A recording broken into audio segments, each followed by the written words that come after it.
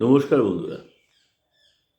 কেতু সম্পর্কে কিছু বিশেষ কথা বলবার জন্য আজকে এই ভিডিওটা করছি।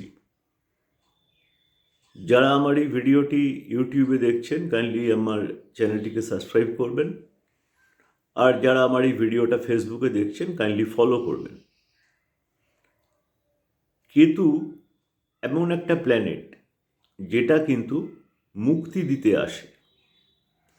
বাকি সব প্ল্যানেট বন্ধন ক্রিয়েট করতে আসে, কেতুই কিন্তু মুক্তি প্রদান করতে আসে।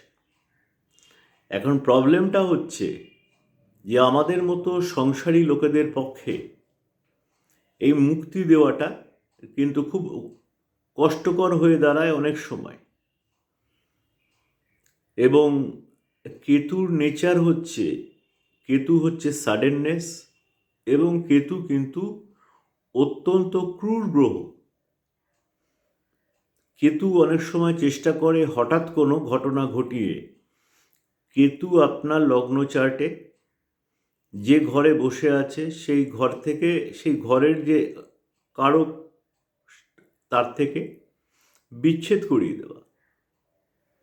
যেমন ধরুন, কারুর যদি চতুর্থে কেতু থাকে তাহলে অনেক সময় মা তার থেকে বিচ্ছেদ করায়, তার থেকে দূরে পাঠিয়ে দেয়, এমনকি আপনার যেটা জন্মস্থান তার থেকে দূরে পাঠিয়ে দেয়।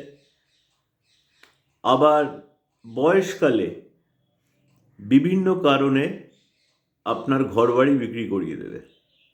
মানে অর্থাৎ যে ভাবে বসে আছে কেতু, সেই ভাবের যে কারক যে জিনিসগুলো তার থেকে কেতু বিচ্ছেদ করিয়ে দেয়।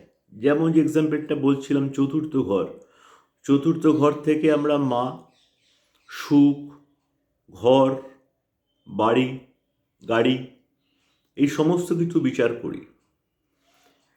কেতু কিন্তু এই সমস্ত জিনিস থেকে মুক্তি দিয়ে দেবে।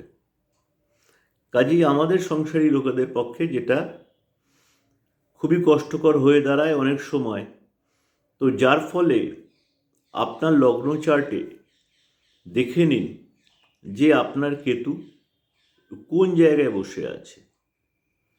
তাহলে পরে সেই ভাব সম্পর্কীয় জিনিসের থেকে অত্যন্ত সাবধান হয়ে যাবেন। কেন, কেতু কিন্তু যেন তেন প্রকারেণ এই জিনিসগুলো করাবে।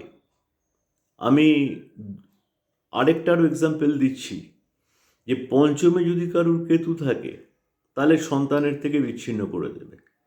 এরকম আপনারা দেখে নেবেন যে আপনার কোন ভাবে কেতু বসে আছে, এবং কেতু চেষ্টা করবে সেই ভাবের যেটা কারক, যা যা জিনিসগুলো আছে তার থেকে আপনাকে বিচ্ছিন্ন করে দেওয়ার জন্য।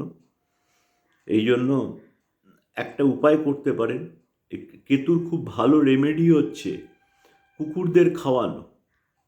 যদি কখনো এরকম সিচুয়েশন অ্যারাইজ করে, তাহলে রাস্তার যারা আওয়ারা কুকুর তাদেরকে যদি রোজ একটু বিস্কুট বা রুটি খাওয়ান, কেতুর এই নৃশংসকারকতার থেকে রক্ষা পেতে পারেন।